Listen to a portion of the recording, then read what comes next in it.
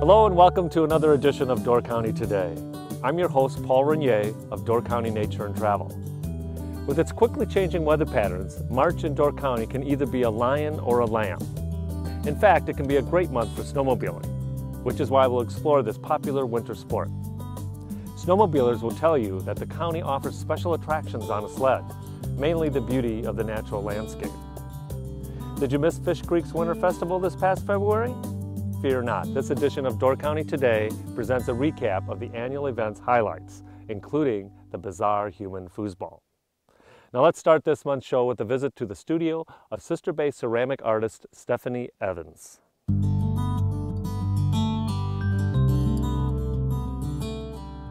The thing that I like the most about clay is the fact that, it's so moldable. All you need to make something is a bag of clay in your hands, and you can turn that lump into anything. So each piece is a new challenge. I think about what I want to make and what I want it to look like, and then I have to kind of start at the beginning and figure out technically how am I going to do that. In my work, I want there to be a sentimental feeling, a nostalgic feeling, and garments and clothing. I mean, the idea that somebody wore that, somebody touched that, somebody chose that particular piece of clothing to express themselves. I was always drawn to figurative work. I felt like what spoke to me about it was the emotion and the feeling. But what I didn't care for with figurative work was that you would get hung up on a very specific person. So the dress for me lets me still work with the figure, but it lets me leave a lot open to the viewer. I might be coming at it from a place of complete joy, but somebody else might look at it and look at the objects that I've paired with it or the surface treatment, and it might trigger something in them that's completely different. When I look back at my very first works that I was doing in college before I was focusing on the dress, they were all these tall, narrow, cylindrical forms. Then the dress just I was able to kind of carry on that form that I like to work with so much. I always discover a new process or a new technique, or I hone something and then I try to take that into the next body of work. So I mean, even though I'm continually working with the dress, I'm still aiming and hoping for, my pieces to evolve and change. I fire my work out at Rich Higdon's place. He is a potter up here in Jacksonport, and he has a studio and that houses his kiln and mine. Part of what attracted me to his space was that he had a large gas kiln, and the work that I was doing when I left school was quite large, and I needed and wanted a kiln that was large enough for me to continue the work that I was doing when I left school. My pieces are 3 stages for their finishing. In the building process, I always work with a lot of slips. The piece is fired. I usually fire around cone 1, cone 2, which is generally a higher temperature than you would normally bisque a piece, which a bisque is the term for the first firing. And then usually how it would work was you'd bisque a piece, you'd pull it out, you'd glaze it, and then you'd refire it to whatever temperature that glaze is. But because I paint my pieces, I only fire once, so I want to make sure that I fire that piece high enough that clay has some strength to it. The higher you fire your clay, the stronger that clay body is going to be. I like my paints, I like to work with them very thinned out, almost like washes. I like a lot of thin layers, and so it keeps almost a translucent appeal to the paints. I do a lot of fine detailed work, and glaze has a tendency to sometimes fill in detailed work, and with the paint I can really get in there and keep a lot of that very subtle detail. When I first started making my dresses, it was all about the outside. It was all about embellishing the garments on the outside, placing objects in their pocket, having them what they were going to show to the world on the outside. And I thought, wow, I have a lot of untapped space on the inside that I'm not using, that could help tell a story about, this character that I'm creating. And so I thought, what would happen if I just cut out the front of that dress and I exposed that inner space and I used it to kind of tell an inner story. I started looking at a lot of stage work, a lot of stage design, and I loved how they would get these they would get these illusions of three-dimensional things by taking two-dimensional things and kind of layering them back and forth. And that's what you see there with Emily. She has the little porthole that you can look through, and then when you look in, you see what looks like waves, but the waves are just these flat pieces, but the way that they're in there, layered, it kind of gives them some dimension.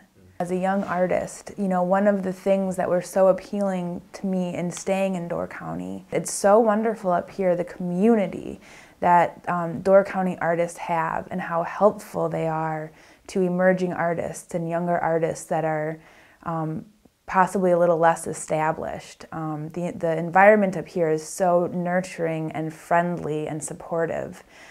So it's a really great place to want to make art.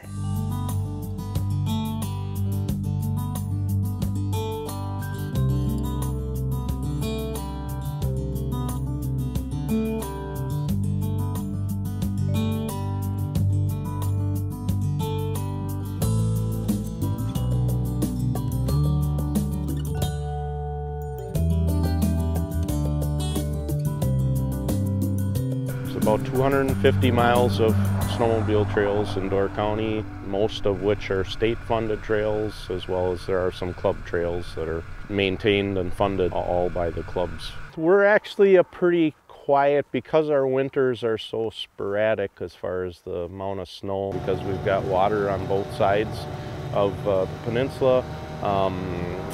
You can get a foot of snow in one area, and you can go a couple miles away and it can be 6 inches of snow. So I mean, it varies a great deal here. We actually don't get much traffic up here, which in some ways is good for the people that do come. They have a pretty nice trail to go on. Our trails are not like trails in other part of the state where they're 16 feet wide and really primo snow conditions. So we have 250 miles of trail, but a experienced snowmobiler would say 250 miles of trails, I can do that in one day.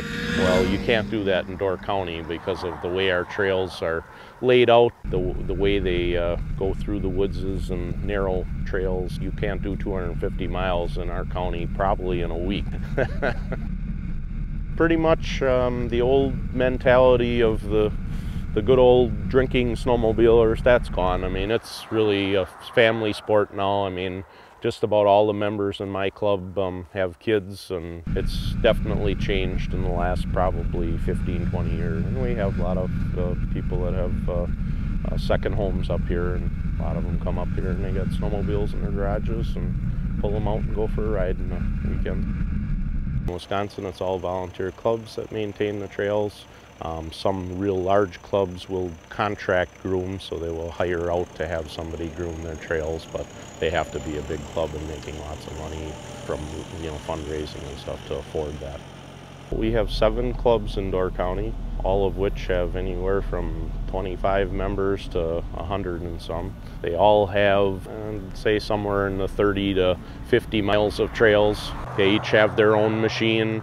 Most of which now in the county are tuckers. There, I believe, are a few other types of machines that are being used for grooming. The state trails, we do get funding from through the snowmobile program from registrations and whatnot.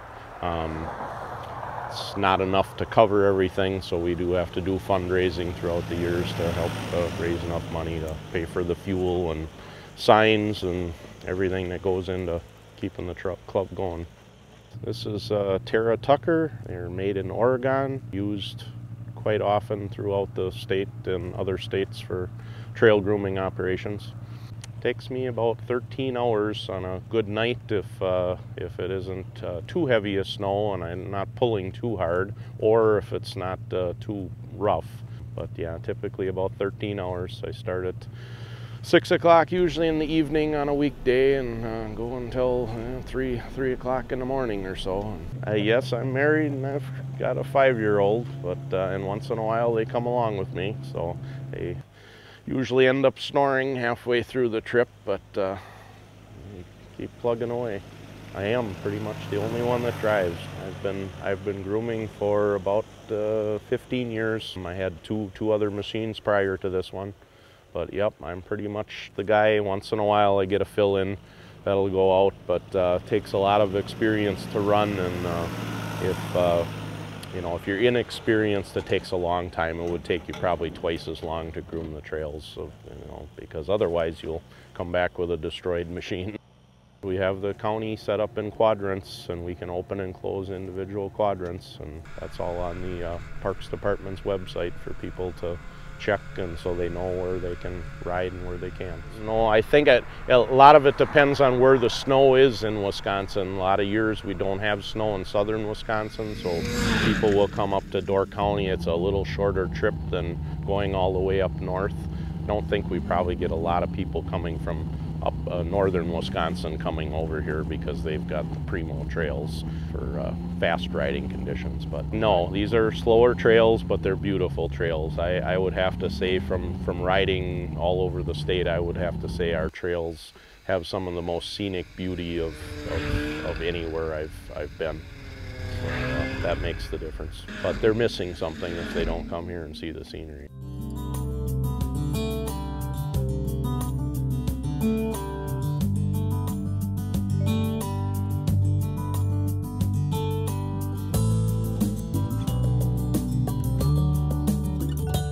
We are right now in Kangaroo Lake in Door County, Wisconsin. Today I'm doing some ice fishing here for some perch, walleye, and some northern and smallmouth bass. The setup that I have today is it's an ice shanty. It's a portable ice shanty, and it's a one-manner.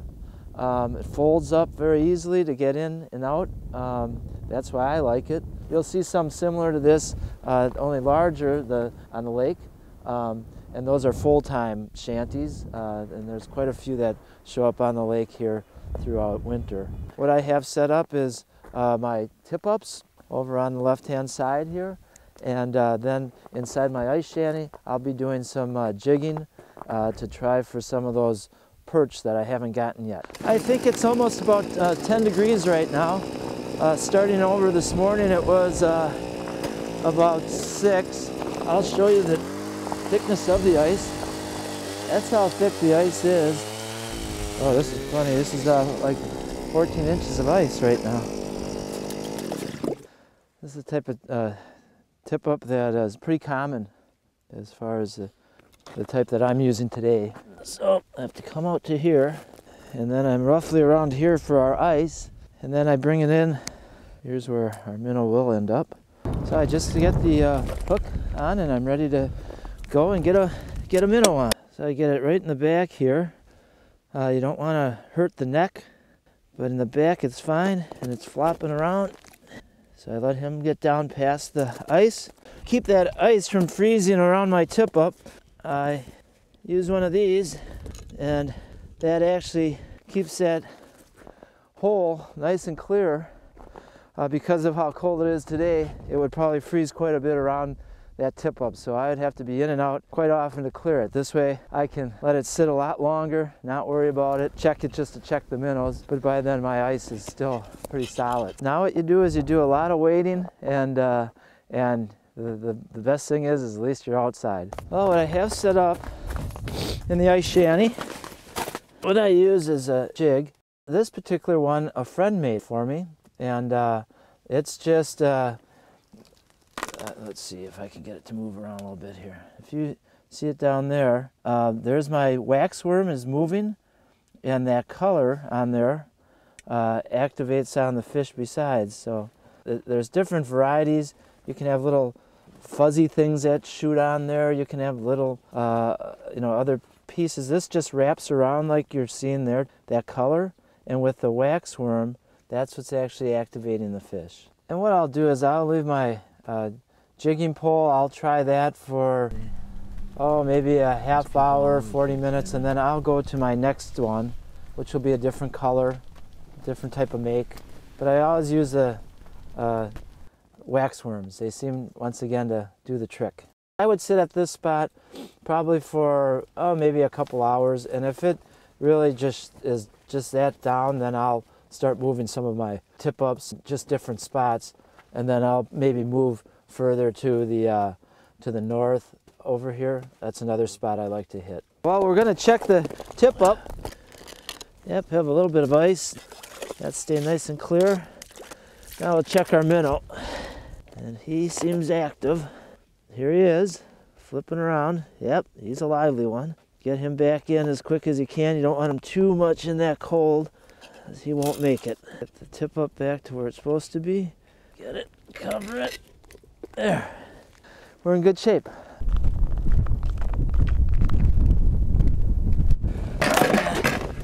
Got a nice one. Oh, come on, come on.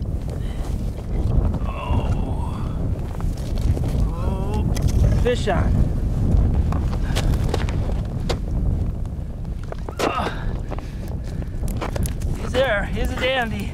That's a nice northern there. Look at him. Oh boy. That's a nice fish right here.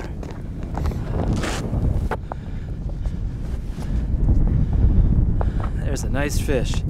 Nice activity. There you go. Nice northern.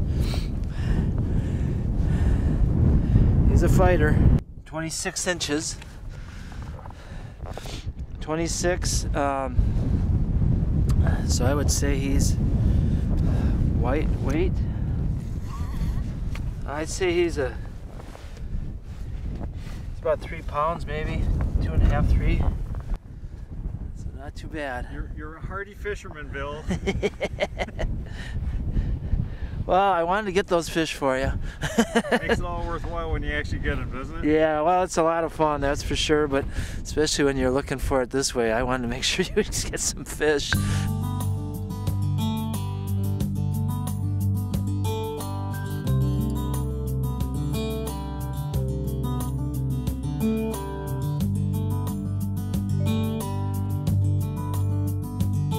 The original Fish Creek Winter Festival wasn't the Winter Festival.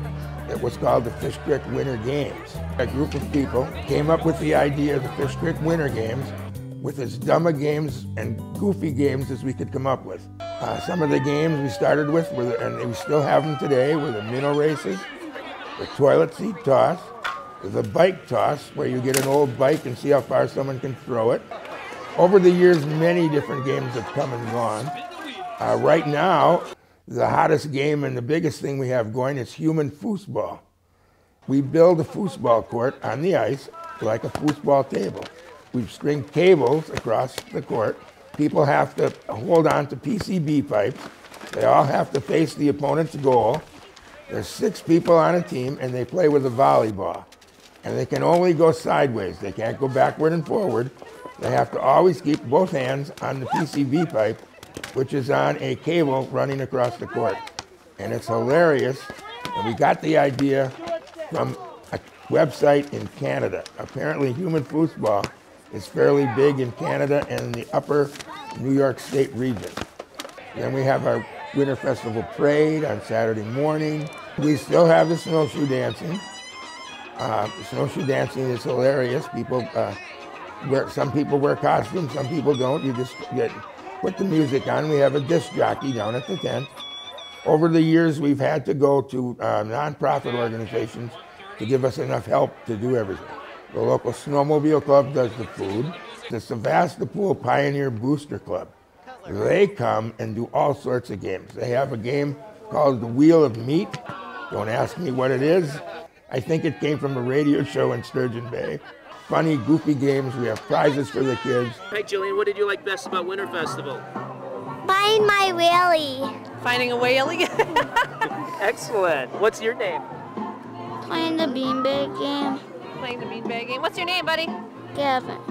We sell Winter Festival mugs. We have Fish Creek Winter Festival shirts. We do. We have great hats this year. We have ball caps and baseball caps with ear flaps as well, and they are super warm. They're fantastic. And we have our logo, which is Gibby the Fish, with its wonderful Gibby hat. All the shirts have Gibby the Fish, the logo on it. New colors this year. We have a gold color, so We are selling our wonderful mugs, so all the warm drinks and cold beverages you wish to drink out of them. It's really family friendly. We can come in and warm up in the tent. They have everything there for us. There's food that's great for us and for kids, and they have some things that are entertaining with the minnow races or some beanbag tosses. The camaraderie of the area, the people that are from outside of the area, and friends and family that are up here from Door County. It's just, it's a place to be, just to mingle and talk to people that you don't see a lot of in the winter. We are a year-round destination. A lot of our members are open year-round, and the winter sports are just as phenomenal as they are in the summer. The sports are in the summer. Hiking in Peninsula State Park, ice skating on the harbor. Just even hiking within the park and snowshoeing. You can shop, you can relax. Our spas are still open, so there's still an abundance of stuff to do up here.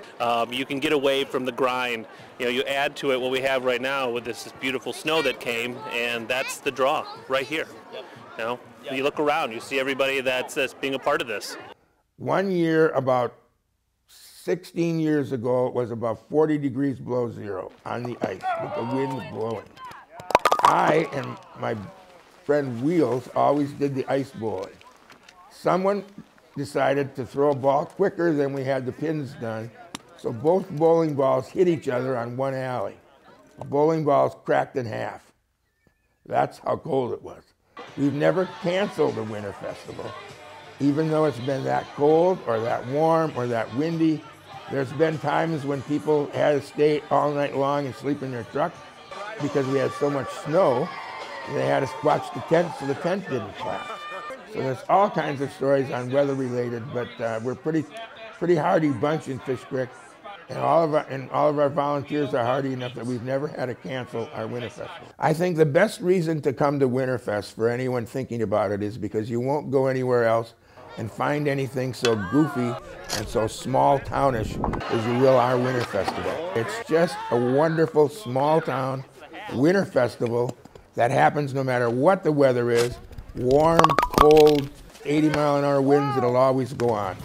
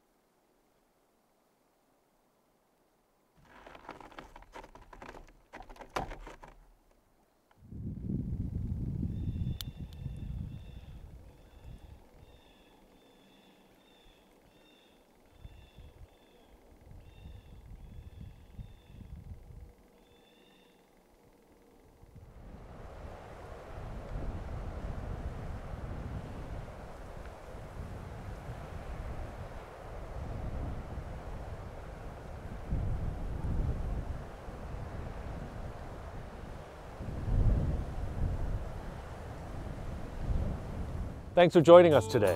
Remember to come back often to find out more about Door County's history, landscapes, businesses, and people. For updated information about this beautiful peninsula, visit doorcountytoday.com. I'm Paul Renier for Door County Today. See you next time.